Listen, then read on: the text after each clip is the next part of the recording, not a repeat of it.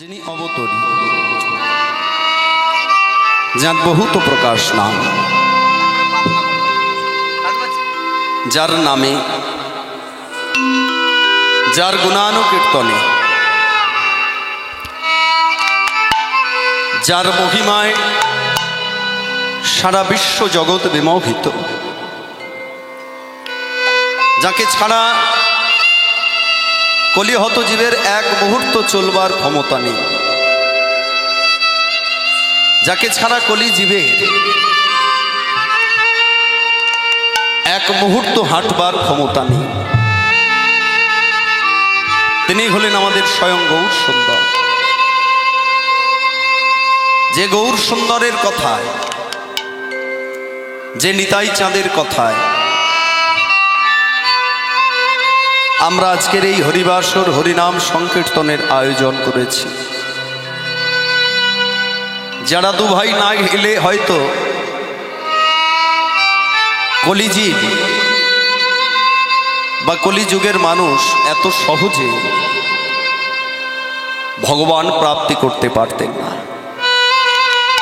বা ভগবানকে পেতেন না।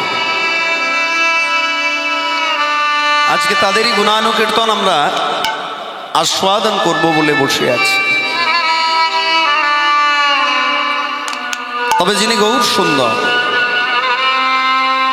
তিনি হলেন রাধা কৃষ্ণ মিলিত সুবলিত। আর যিনি অবধূত প্রেম দাতা দয়াল নিত্যানন্দ, তিনি হলেন বলরাম এবং অনঙ্গ মঞ্জুরির মিশ্রিত তনু। দুজনেই জন্মগ্রহণ করেছেন দুজনের মনের বাসনা, মনের বাঞ্ছাকে পূর্ণ করবেন বলে। তবে গৌরাঙ্গ মহাপ্রভু অন্য মায়ের গর্ভের সন্তান, প্রেমদাতা দয়াল নিত্যানন্দেও অন্য মায়ের গর্ভের সন্তান। সত্রীমণ্ডলী মায়েরা, জন্ম যেখানেই হোক না কেন, জন্ম যে প্রান্তেই হোক না কেন, জন্ম যে স্থানেই হোক না কেন, মনে রাখবেন এই পৃথিবীর সকল কিছু বহমান মানুষের কর্মফলের উপর। আমি গত জন্মে যা পূর্ণ ফল অর্জন করেছি বা আমি গত জন্মে যে কর্ম করেছি, সেই কর্মের ফলস্বরূপ এই জন্মে আমার জন্ম হয়েছে। আমি যদি কুকর্ম করি, এই জন্মে আমি যদি কুকর্ম করি, সুকর্ম না করি, মনে রাখবেন আগামী জন্মে কিন্তু আর কীর্তনিয়া রূপে জয়দেব বৈরাগ্য আসবে না। আগামী জন্মে কিন্তু আর বৈষ্ণব ঘরে জয়দেব জন্মগ্রহণ করবে না। কাজেই আমার কর্মের উপরে যে মান বা কর্মের উপরে যে ফল আমি গ্রহণ করব, সেই ফল অনুযায়ী পরজন্মে আমার জন্ম, যার প্রমাণ করলেন আমাদের নিতাই এবং গৌর। রাধা কৃষ্ণ মিলিত তনু গৌরাঙ্গ সুন্দর। দাপর যুগে যার মনোবাঞ্ছা বা মনোবাসনা পূর্ণ হয়নি, মনে রাখবেন যদি পূর্ণ হতো তাহলে পুনরায় আবার গৌর হয়ে তিনি আসতেন। সকল বাসনা পূর্ণ হলো বটে, কিন্তু মাত্র তিনটি বাসনা বা তিনটি বাঞ্ছা তার পূর্ণ হলো না।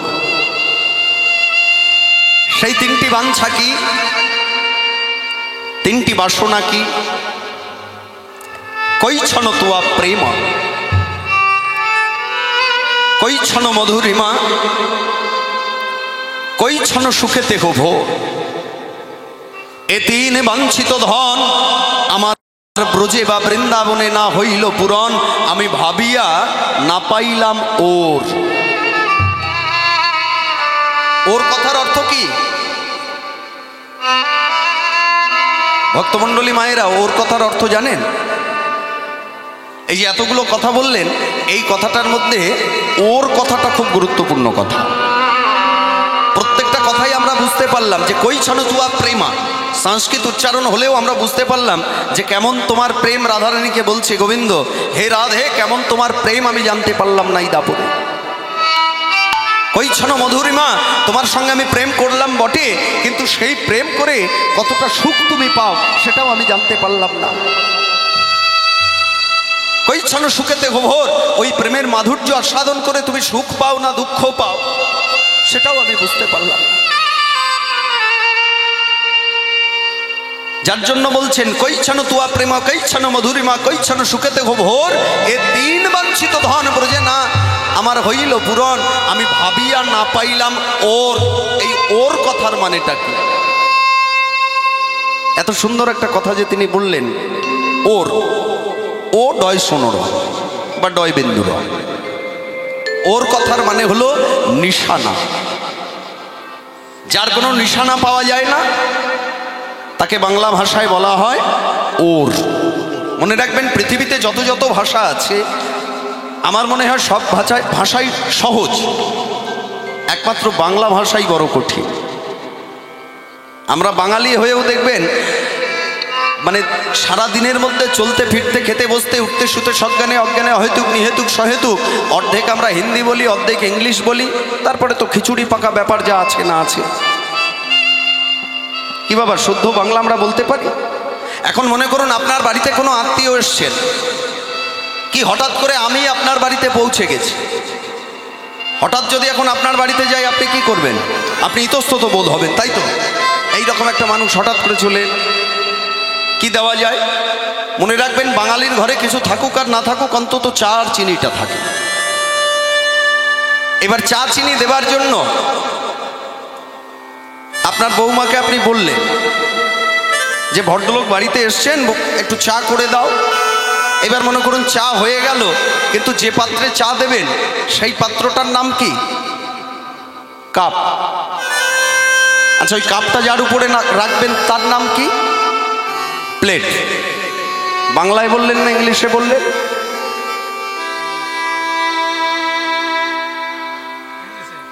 ইংলিশে। তাহলে বাংলায় কিন্তু আমরা বললাম না। এমনকি এই ভদ্রলোক যখন বাড়িতে গেলেন আপনি বললেন বসুন বসুন বসুন বসুন, এই যে চেয়ার দিয়েছি বসুন, ওটাও ইংলিশ, বাংলা কিন্তু বললাম না। চেয়ারের বাংলা কি? উচ্চকাষ্ঠ সিংহাসন। বলুন তো কটা মানুষ বলতে পারবে?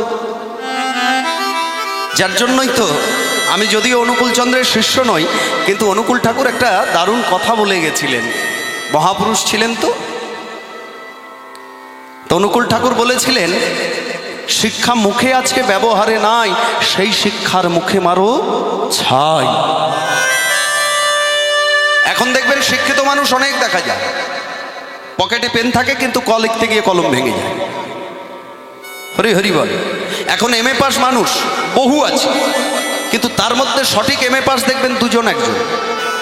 এমন এমন এমএ পাস মানুষ আছে, হয়তো আমার কথাটা যতদূর ধ্বনিত হচ্ছে স্ফুরিত হচ্ছে তাদের শুনতে খারাপ লাগবে, কিন্তু লাগলেও বাস্তব সত্যি কথা।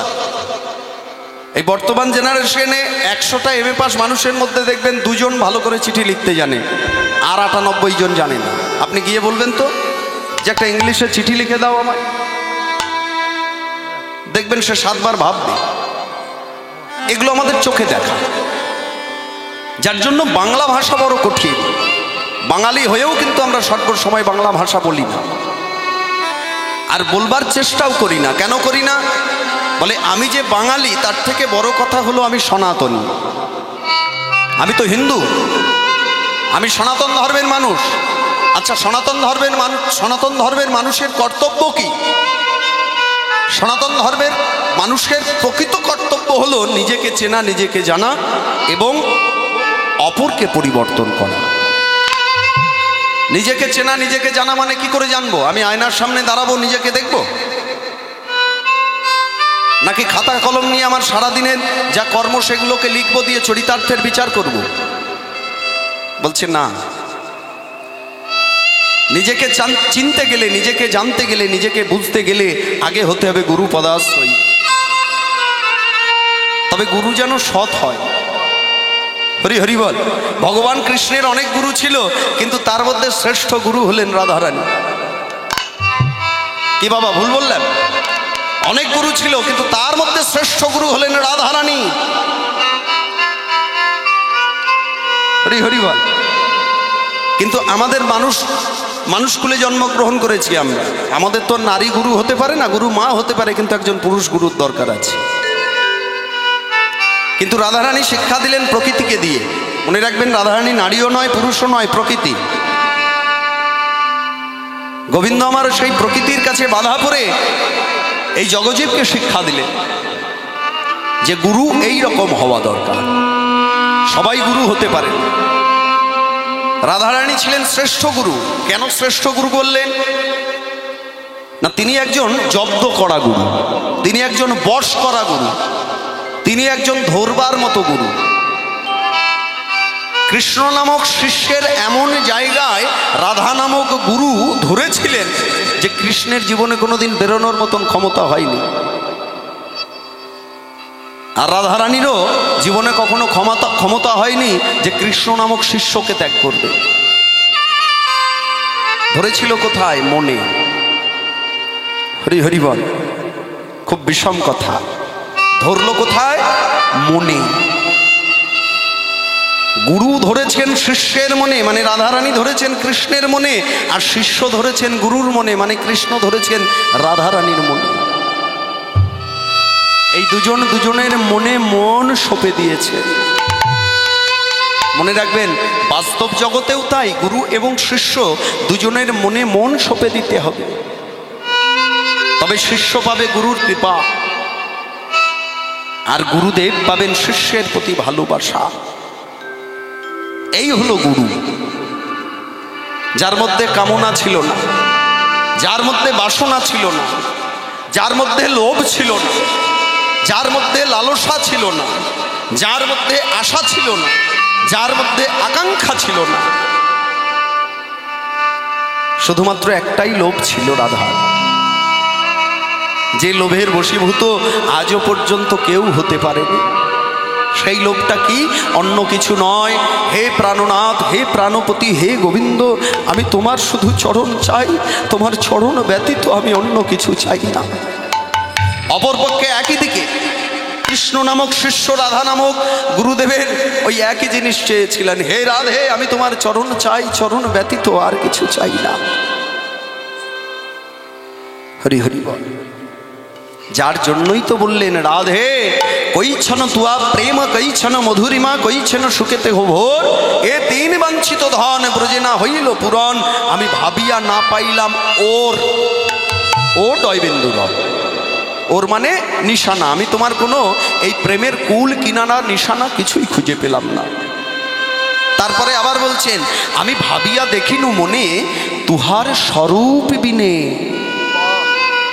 হেন বাঞ্ছা আমার পূর্ণ কভু নয়। হরি বল, হরি বল, হরি বল। একমাত্র পূর্ণ সেদিন হবে যদি তুয়া প্রেম গুরু করি,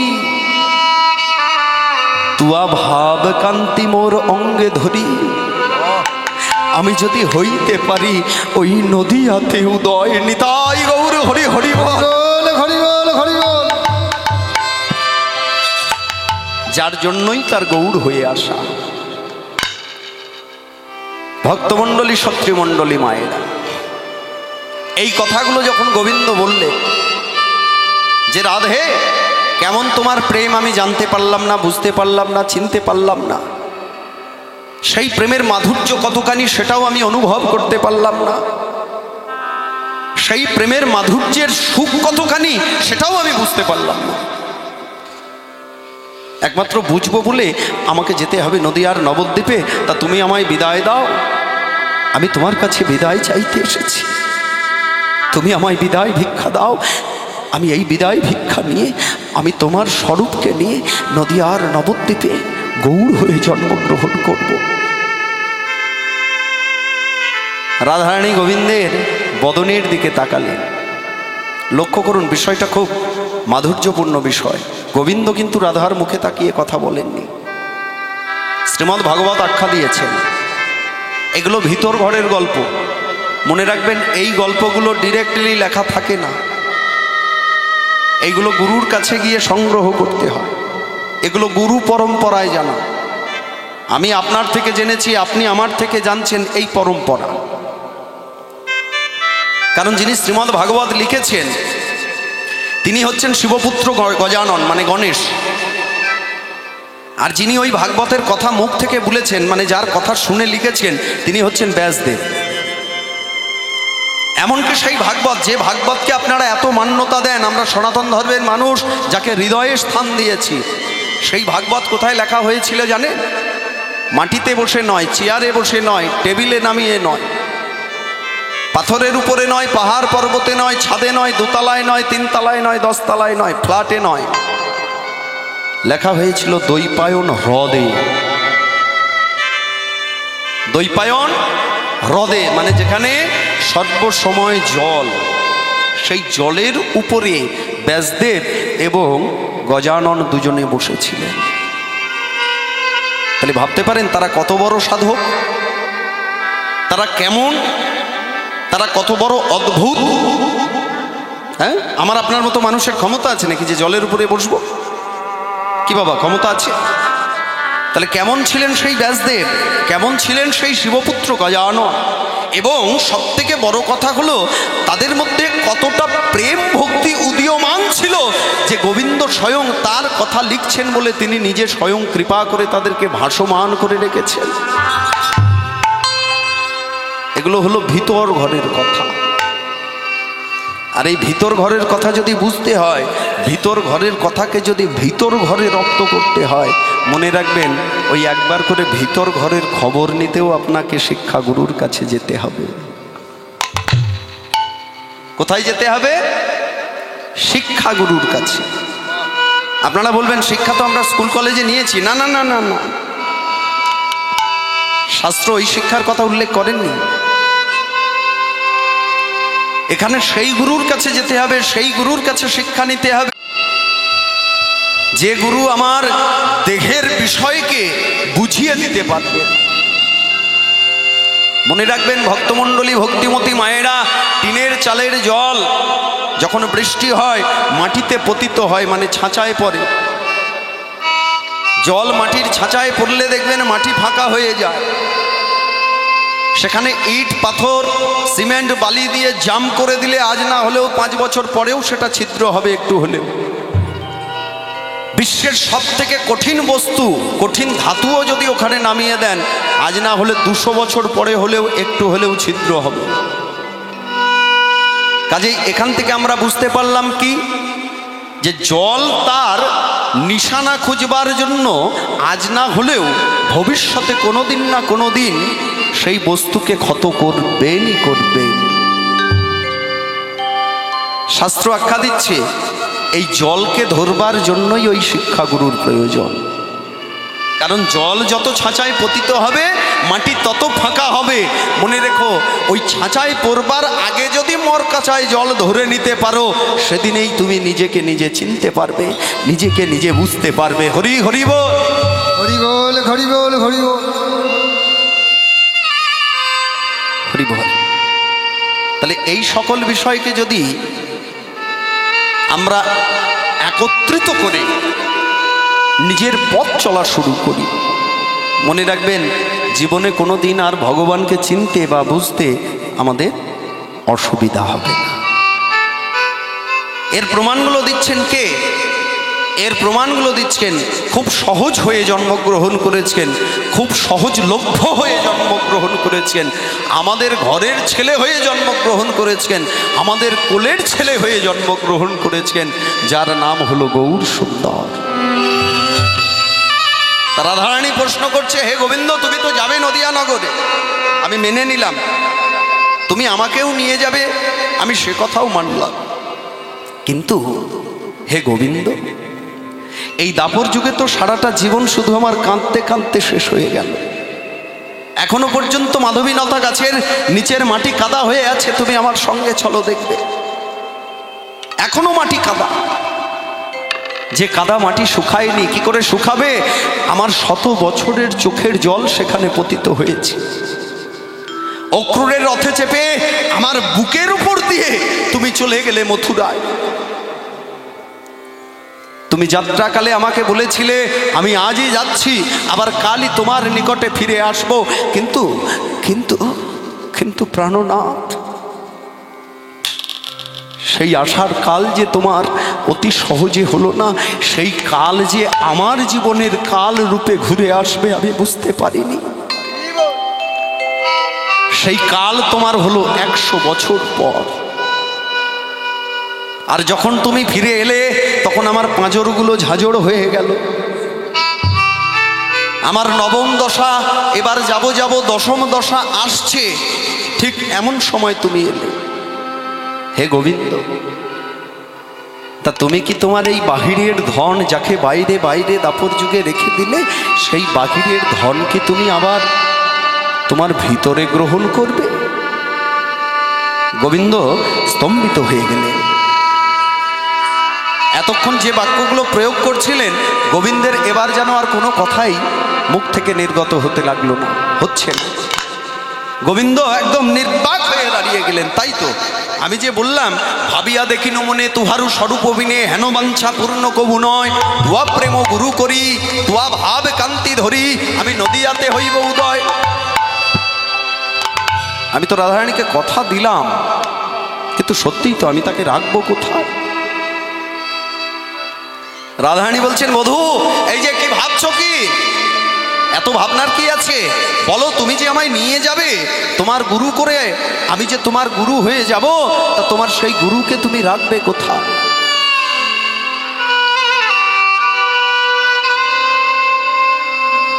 প্রাণ গোবিন্দ বলছেন, রাধে এ কথা আমি আর বলতে পারবো না, কারণ তুমি আমার এমন জায়গায় বা এমন স্থানে এমন বাণ নিক্ষেপ করেছ, যে বাণের দ্বারা আমার এই মুখ থেকে আর সে কথা বলা সম্ভব নয়। তাই রাধে, একমাত্র তুমিই বলতে পারো, তুমি কৃপা করে বলো তুমি কোথায় থাকতে চাও। রাধারানী বললেন, হে গোবিন্দ, তোমার এই হল্লাদিনী শক্তি, এই ধন সম্পদ তুমি যখন এই দাপর যুগে তোমার দেহ থেকে বাইরে বের করে ফেলেছ, আমি নূতন করে আর কলিযুগে তোমার ভিতরে প্রবেশ করতে চাই না। আমি কলিযুগে আমি তোমার বহিরঙ্গেই থাকতে চাই। ভগবান শ্রীকৃষ্ণ বললেন, তথাস্তু রাধে, আমি তোমাকে আমার বহিরঙ্গেই রাখবো। কিন্তু রাধে, আমার এই বহিরঙ্গে থাকার বাসনাটা তোমার হলো কেন? তুমি তোমার অন্তরঙ্গে থাকতে পারতে, অন্তরে থাকতে পারতে, কিন্তু তুমি বাইরে থাকবে কেন? প্রাণনাথ, প্রাণপতি, দাপরে যে আমি এত কেঁদেছি, তোমাকে আমার এই এক মুখে বলে তা আমি বর্ণনা করতে পারবো না। তাই কলিকালে তুমি কাঁদবে আর আমি দেখব বলেই তোমার বহিরঙ্গে আমার স্থান নিলাম। তুমি কেমন করে কাঁদছ, তুমি কিভাবে কাঁদছ, কার নাম করে কাঁদছ, কেন কাঁদছ, এই সকল কিছুকে আমি আমি আমি নিজে পরখ করব। তাই আমি তোমার বহিরঙ্গে থাকতে চাই। ভক্তমণ্ডলী, সত্রীমণ্ডলী, মায়েরা, যার জন্য গৌরাঙ্গ মহাপ্রভুর বাইরেটা হলো রাধা ভাব আর অন্তর কৃষ্ণ। হরি হরি বল। বাইরেটা রাধা কিন্তু অন্তর কৃষ্ণ। ভক্তমণ্ডলী মায়েরা, এখন আপনাদের কাছে প্রশ্ন, আচ্ছা আপনাদের কার কার বাড়িতে পিতলের গৌর নিতাই আছে? এই কথাটা কিন্তু আমি আগের বার যখন এসেছিলাম তখনও বলে গেছিলাম, এই আসরেই বেশ মনে আছে। আজ থেকে 8 বছর আগে আমি এসেছিলাম, 8 বছর পর এলাম, এই একই কথা আমি বলে গেছিলাম। দেখি কার কার বাড়িতে গৌর নিতাইয়ের মানে পিতলের গৌর নিতাইয়ের মূর্তি আছে, একটু হাত তুলুন তো দেখি। কারোর বাড়িতে নেই? আচ্ছা বেশ, নেই। মনে করুন আপনারা কোনোদিন না কোনোদিন তো অনায়ন করতেই পারেন, কিন্তু মনে করুন পিতলের গৌর নিতাই যে বাড়িতে আনবেন, সিংহাসনে বসাবেন, প্রতিষ্ঠা করবেন, কি করে বুঝবেন কোনটা গৌর কোনটা নিতাই? কি করে বুঝবেন? কি মায়েরা, মুখ খুলুন, আমার সঙ্গে কথা বলুন, দেখুন শুনতেও ভালো লাগবে, বলতেও ভালো লাগবে। দুটো মূর্তি মনে করুন আপনি কিনলেন পিতলের, একটা গৌর একটা নিতাই, কিন্তু যে বসাবেন কি করে বুঝবেন কোনটা নিতাই কোনটা গৌর? ভক্তমণ্ডলী, ভক্তিমতী মায়েরা, মনে রাখবেন, যারা মূর্তি তৈরি করে বা যারা কারখানার মালিক, তারা কিন্তু ভুল করে না। ভুল করে কারা? আমার আপনার মতো যারা মূর্খ মানুষ। কিন্তু যারা ভক্ত তারা ভুল করবে না, কারণ যেজন প্রকৃত ভক্ত সে জেনে বুঝেই ভক্ত হয়। তার কারণ সে সর্বাগ্রে ওইটুকু লাইন, ওইটুকু কথা পরখ করে ভক্ত হয়েছে। ভক্ত হইবার তরে মোর ছিল মনে বড় সাধ, এক তৃণাদপি শ্লোক পরিময়ী পরি গেনুবাদ। ভক্ত কাকে বলে? যার মধ্যে ক্রোধ সম্বরণ হবে, যার বদন হবে হাস্য, যার মুখের কথা হবে মিষ্টি, যার চলন হবে নম্রতার সহিত, যার সিদ্ধান্ত হবে ধৈর্যের কাঠি, যার ভালোবাসা হবে অগাধ, ফুলের থেকেও বেশি। এই সকল গুণ যার মধ্যে আছে একমাত্র সেই ভক্ত। এখন মনে করুন আপনি আমাকে কীর্তন করতে নিয়ে এসছেন, আপনি আমাকে কোনো কথা বললেন, আমি ক্ষিপ্ত হয়ে বলে দিলাম ধর্মশাই সরে যান তো, কি বলবেন? এনাকে ভক্ত বলবেন? বলে এই রকম হলে ভক্ত বলা যাবে না। ভক্ত এমন একটা নাম, ভক্ত এমন একটা বস্তু যার প্রতি আপনি তীব্র বাণ নিক্ষেপ করলেও আপনাকে সেকিয়ে কোল দেবে। এটাই হলো ভক্ত। তাহলে যে ভক্ত সে কিন্তু প্রতিষ্ঠা সম্বন্ধে জানে, সে প্রতিষ্ঠার ভুল করবে না। তাহলে কোনটা নিতাই কোনটা গৌর কি করে বুঝবেন? না বহিরঙ্গে রায় অন্তরঙ্গে শ্যাম, মানে যার ভিতরটা কৃষ্ণ বাইরেটা রাধা, অর্থাৎ যার বাইরেটা নারী স্বভাবের। ও মায়েরা, এই যে আপনারা নারীরা যখন পথে হেঁটে যান আপনাদের কোন পাটা আগে পড়ে? বাঁ পা। তাহলে আচ্ছা গৌরাঙ্গ মহাপ্রভুর এবার কোন পাটা আগে বাড়ানো থাকবে? আবার বলে, দেখেছো এত ভেঙে দিলাম তাও বলছে যার বাইরেটা নারী ভিতরটা পুরুষ, মানে অন্তঃকৃষ্ণ বহির গৌরাঙ্গ। তাহলে বাইরে যার নারী স্বভাব তার কি করে ডান পা বাড়ানো থাকে? তার বাম পা। তাহলে বাম পাটা শুধু দেখলেই হবে না, এবার এখনো আরেকটা বস্তু আছে, আর্তের সঙ্গে মেনের কানেকশন ঠিক হতে হবে, তা না হলে কিন্তু আর্তে আর্তে হলে কারেন্ট যাবে না, আর মেনে মেনে যদি হয়ে যায় তাহলে গৌর হরিবোল হয়ে যাবে। তাহলে মনে করুন মহাপ্রভুর বাঁ পাটা যদি আগে বাড়ানো থাকে তাহলে মাথাটা কোন দিকে থাকবে? হ্যাঁ, বাঁ দিকেই থাকবে। আপনি একটু উঠে দাঁড়িয়ে পরীক্ষা করুন তো। এই আমি বাঁ পা বাড়ালাম, এখন বাঁ পা যদি বাড়ানো থাকে আর মাথাটাও যদি বাঁ দিকে থাকে তাহলে তো আমি নিজেই পড়ে যাব। বাঁ পা আগে বাড়ানো থাকবে, মাথা দক্ষিণে হেলন। ওই যে গানটা শোনেন নাই, ওরে বাঁয়ে প্রিয় গদাধর তার দক্ষিণে নিতাই, বাঁয়ে প্রিয় গদাধর দক্ষিণে নিতাই, মধ্যাসনে বসেন আমার চৈতন্য গোসাই, মধ্যাসনে বসেন আমার চৈতন্য গোসাই। তাহলে কি দিয়ে লিখলেন, কি দেখে লিখলেন পদকর্তা? পদকর্তা কিন্তু ওই গৌরাঙ্গের ভাব দেখে লিখেছেন যে তার দক্ষিণে নিতাই। তার মানে এই দেখুন, এই হলো গৌরাঙ্গের মূর্তি। আর যার দক্ষিণ পদ বাড়ানো মানে ডান পা আগে আর মাথাটা বাম দিকে হিলন, এটা হলো নিতাই। এইভাবে প্রতিষ্ঠা করতে হবে। বলে প্রতিষ্ঠা যদি ঠিক না হয় তাহলে কিন্তু ওই মূর্তির কোনো দাম নেই। আচ্ছা, আমরা না হয় এটা মূর্তির ব্যাপার চিনলাম, এটা বাহ্যিক জগতের কথা, কিন্তু অন্তর্জগতে তাকে কিভাবে পাবো? বাইরের জগতে গেলাম, মাথা ঠুকলাম, ওইভাবে তো পাওয়া যায় না। অন্তর্জগতে তাকে পেতে হবে। আমার অন্তরে যদি সে বিরাজ না করে, আমার অন্তরে যদি প্রেম ভক্তি না আসে, তাহলে কি আর গৌর পাওয়া এত সম্ভব, এত সহজ? বলছে শোনো, বাহ্যিক জগতে প্রতিষ্ঠা ওইভাবে করলে পাবে, কিন্তু অন্তর্জগতে প্রতিষ্ঠা করতে গেলে হাতে করো কাম আর মুখে বলো নাম। হরি হরি বল। তাহলে শুধু মুখে নাম আর হাতে কাম করলেই হয়ে যাবে? বলেন না। মনে করুন আমি একতলা বাড়ি করেছি, এবার একতলা বাড়ি থেকে আবার কয়েকদিন পর আমার বেশি পয়সা হয়েছে, আমি দুতলা বাড়ি করব। আচ্ছা, একতলা থেকে দুতলায় যাব, আমি দুতলার ছাদ হয়ে গেল, লিন্টন হয়ে গেল, গাঁথনি হয়ে গেল, সব হয়ে গেল, কিন্তু সিঁড়ি হলো না, আমি যাব কিভাবে?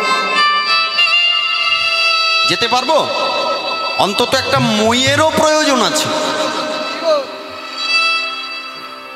ঠিক ভক্তিরাজ্যের বিষয়টাও কিন্তু এমন চেন সিস্টেম।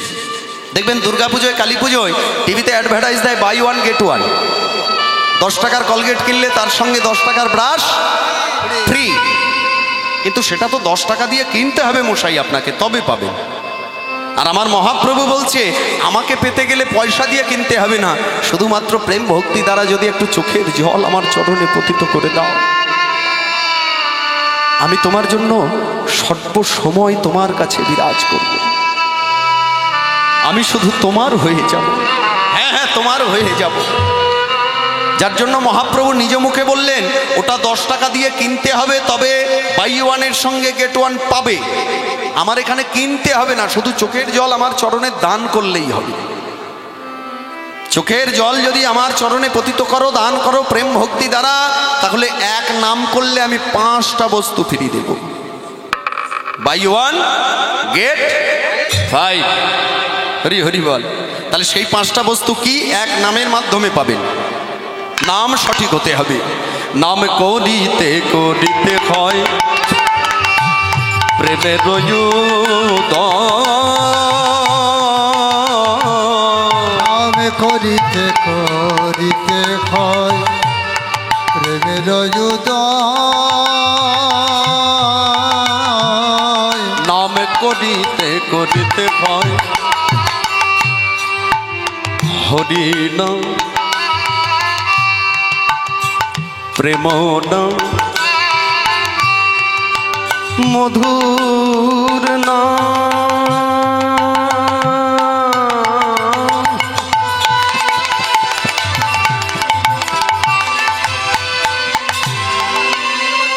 হরি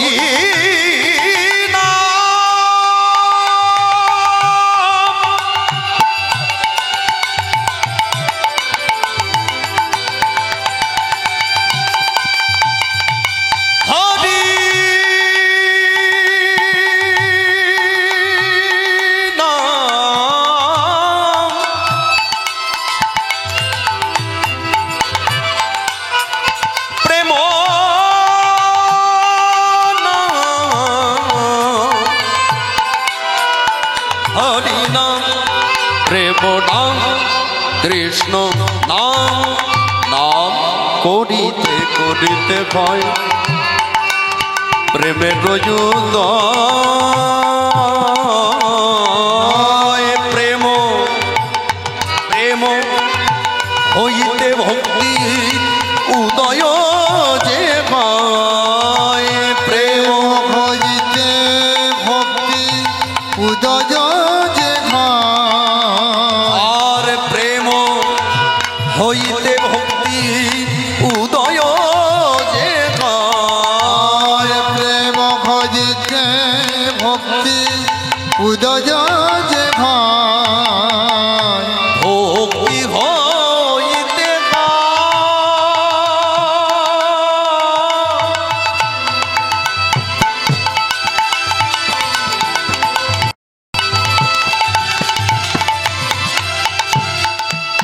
ভাবে রয়ুদ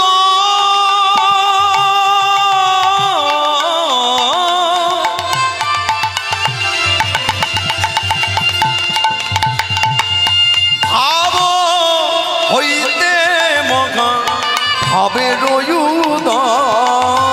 ভাব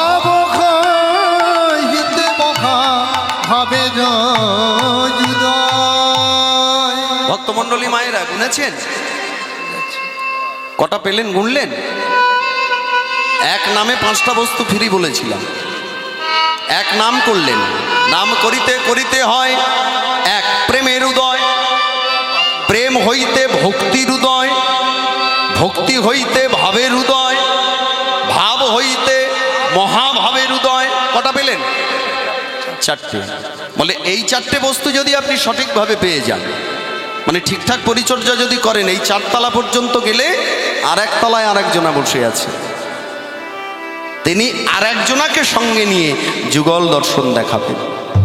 হরি হরি বল। মহাভাবে হইতে রাধা কৃষ্ণ মিলায়, মহাভাবে হইতে রাধা কৃষ্ণ মিলায়, ওই মহাভাব হইতে রাধা কৃষ্ণ মিলায়, ওই মহাভাবে হইতে রাধা কৃষ্ণ মিলায়। কিন্তু গৌরাঙ্গ মহাপ্রভু এবং নিতাই চাঁদ এলেন বটে, এসে করলেন কি? কর্ম তো কিছু একটা করলেন, এমনি এমনি তারা আসেন না। বলছে গৌরাঙ্গ মহাপ্রভু এসেছেন নাম বিতরণ করবার জন্য, ঠিক কথা, কিন্তু মহাপ্রভু নিজে নাম বিচারণ করেননি। মহাপ্রভু নিজে নাম সকলের প্রতি দান করেননি। দান করলেন কে? অবধূত প্রেম দাতা দয়াল নিত্যানন্দ। মহাপ্রভুর যখন 12 বৎসর বয়স, ঠিক এমন সময় নিতাই চাঁদ সর্বতীর্থ ঘুরে ঘুরে খুঁজে খুঁজে মাধবেন্দ্রপুরীর কাছে সংবাদ পেয়ে ছুটে এলেন নবদ্বীপে। আর যেই না মাত্র নবদ্বীপে এসেছেন, নবদ্বীপে আসার সাথে সাথেই গৌরাঙ্গের সঙ্গে নিত্যানন্দের হলো মিলন। এবার যেই না মাত্র নিতাই গৌরকে পেল, গৌর নিতাইকে পেল, ঠিক এমন সময় শিবাসঙ্গনে নাম সংকীর্তন। আর ওই শিবাসঙ্গনের মাটিতে দাঁড়িয়েই গৌরাঙ্গ মহাপ্রভু নিতাই চাঁদের হাত দুটি ধরলেন, নিত্যানন্দের হাত দুটি ধরে বললেন, দাদা এই কলি জীবের প্রতি তুমি বিলায়ে দাও হরি নামামৃত সুধা। এটা তুমি আমার আদেশ ভাবতে পারো, অনুরোধ ভাবতে পারো, শাসন ভাবতে পারো, বা আর্জিও ভাবতে পারো।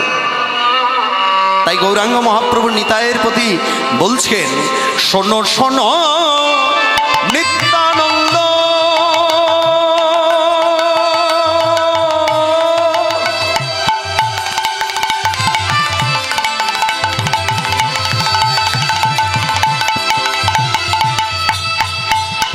দাদা হে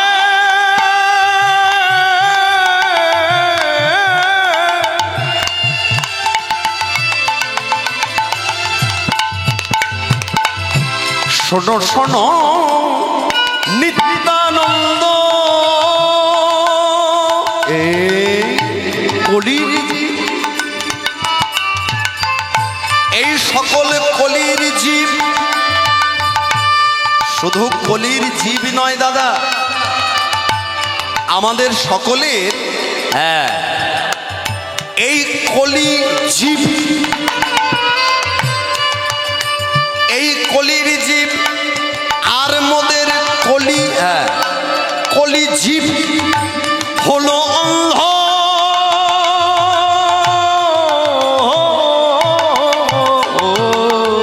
শোনো শোনো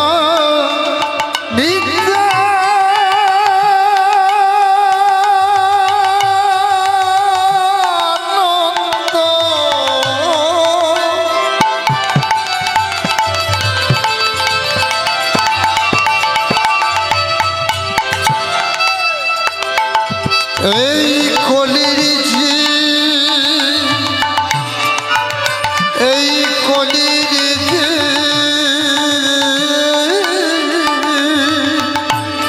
হলো যন্ত্র,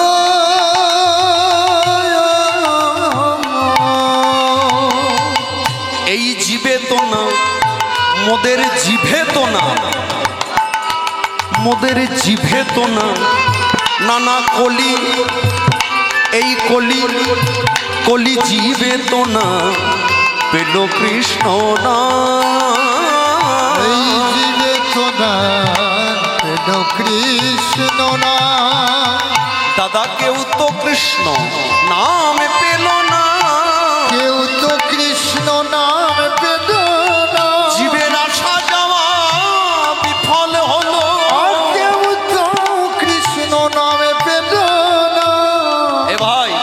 করে বলবার দরকার নেই, এখন আমাকে কি করতে হবে তাই বল। নিতাই চাঁদ বলছেন আর কি গুরু গৌরাঙ্গের কাছে, ভাই এত করে আমায় বলতে হবে না, এখন আমাকে কি করতে হবে তাই বল। বলছে দাদা তুমি কি করবে জানো, তোমার কর্ম শুধু এখন একটাই, যে না চাবে না নিতে আগে তা ধরিবে হাতে। যে না চাবে নামে নিতে আগে তার ধরিবে হাতে। যে না চাবে নাম নিতে আগে তার ধরিবে হাতে। আগা যে না চাবে নাম নিতে আগে তার ধরিবে হাতে। পাছে টাকা লুটাইবে আগা পাছে টাকা লুটা দিবে পা। তুমি তুমি তুমি তুমি শুধু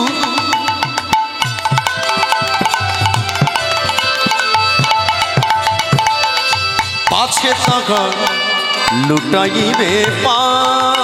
তুমি পাছে টাকা লুটা দিবে পা। পায়ে ধরে বলবে হরি পাছে ধরে বলিবে হরি। পায়ে ধরে বলবে হরি পাছে ধরে বলিবে হরি। তুমি বলবে হরি।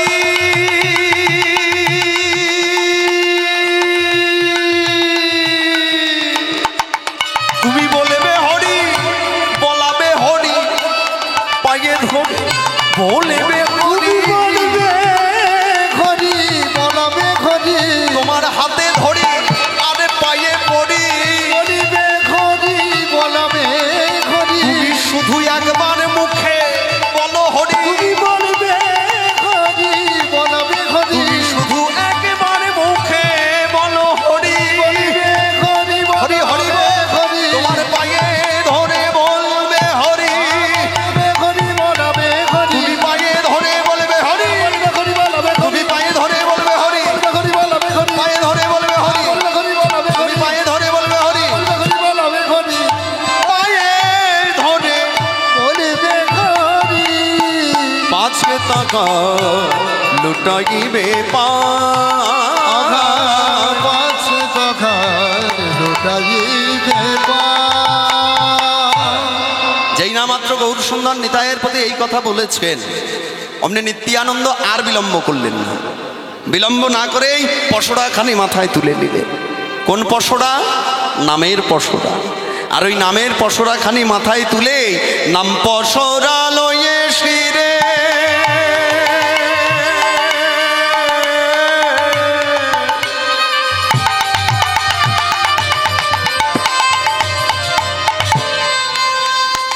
চলে যা।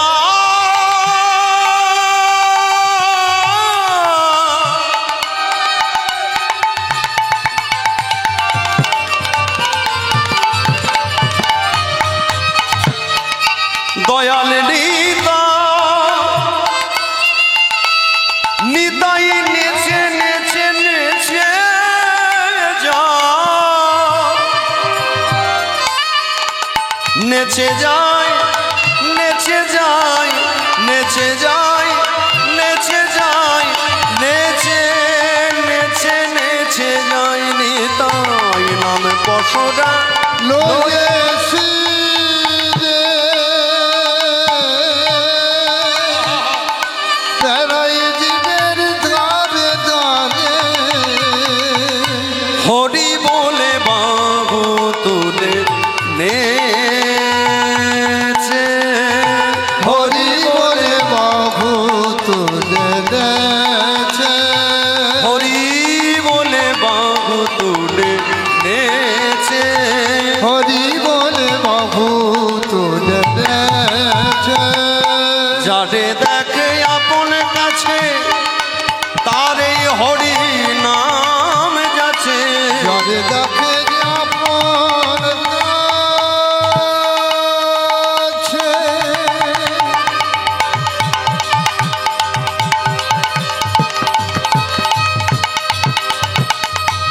তারে হরি নাম যাচে গৌর হরি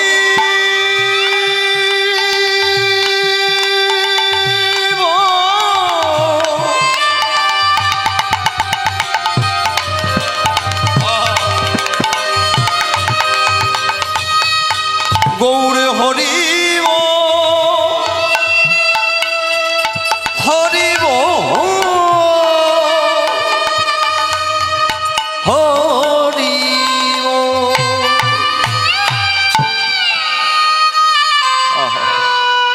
অবধূত শ্রীপাদ প্রেম দাতা দয়াল নিত্যানন্দ এইভাবে সকল জীবের দ্বারে দ্বারে দ্বারে দ্বারে নাম প্রচার করছেন, নাম বিলাচ্ছেন, কিন্তু অলক্ষ্যে একজন এই মাধুর্যপূর্ণ ভাবটি দর্শন করলেন, যার নাম হলো বাসু ঘোষ। বাসু ঘোষ একদিকে স্বচক্ষে নয়নে দর্শন করছেন, অন্যদিকে অন্তরে উপলব্ধি করছেন। একদিকে উপলব্ধি, একদিকে দর্শন, এই দুটি বিষয়কে এক করে তিনি তার শ্রীহস্তে লিখলেন, বাসুদেব ঘোষে ঘোষে কাহে মনের করি সে মনের হরি সে নব নব ভাব গোরা করিলা প্রকাশে করিয়া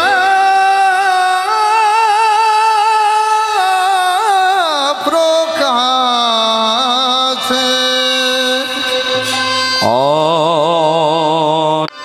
হে মাব্যয় দিব্যচ্ছ বিসুন্দরায় তস্मै মহাপ্রেম রসপ্রদায় চৈতন্যচন্দ্রায় নমো নমঃ। এই আসরে বৈশে যত যত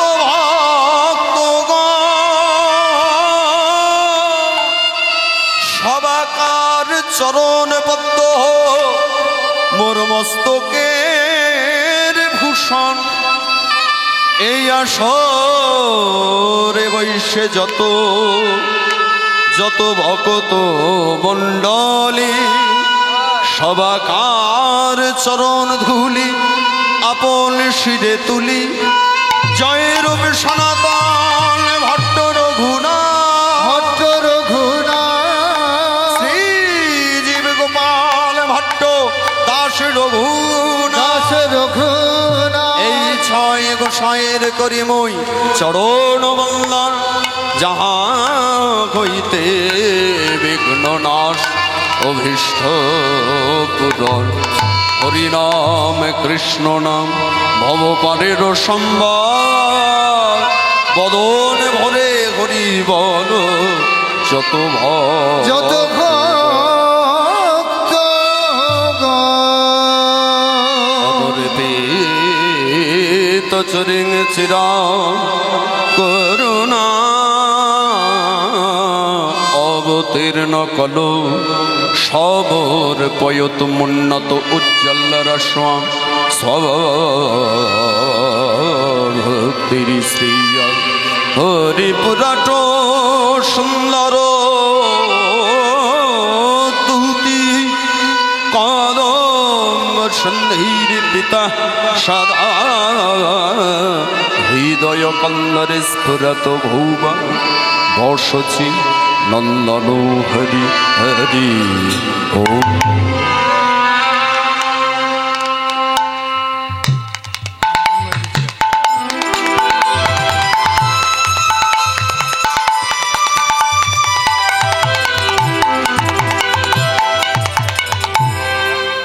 সমবেত সমাগত সশ্রদ্ধ ভক্ত বৈষ্ণবগণ এবং আমার যোগমায়ার অংশভূতা যোগমায়া সাদৃশা জীবন্ত জগদ্ধাত্রী যত যত বৈষ্ণবী মায়েরা আছেন, লীলার শুভারম্ভে সর্বাগ্রে সকলের শ্রীপাদ পদ্মে জানাই শত সহস্র কোটি ভূলণ্ঠিত ধন্যবাদ প্রণাম। তৎপরে প্রণাম জানাই আমার পরমারাধ্য গুরুচরণে প্রণাম জানাই, মাতা পিতার চরণে, এবং সর্বশেষান্তে আমার আরাধ্য কুলদেবতা শ্রী জগন্নাথ বিগ্রহের রাতুল চরণে প্রণাম জানিয়ে আমরা লীলার পথে প্রবেশ করলাম। আজকের যে লীলা বা যে বিষয়বস্তু, এখানে লীলা বলা চলবে না ঠিক। এখানে যা আমরা আস্বাদন করব সেটা হলো পালা। পালার লীলা কিন্তু দুটোই আলাদা। লীলা কাকে বলা হয় না, যাদের আশা আছে কিন্তু যাওয়া নেই, তাদের কথা বললে সেটা হলো লীলা। যেমন গৌরাঙ্গের ক্ষেত্রে বললে ওটা লীলা, কৃষ্ণের ক্ষেত্রে বললে ওটা লীলা। কিন্তু আজকে এই মুহূর্তে আমরা এক ভক্তচরিত কথা আস্বাদন করব, যার আশাও আছে, যাওয়াও আছে, যার জন্য আজকেরটা হলো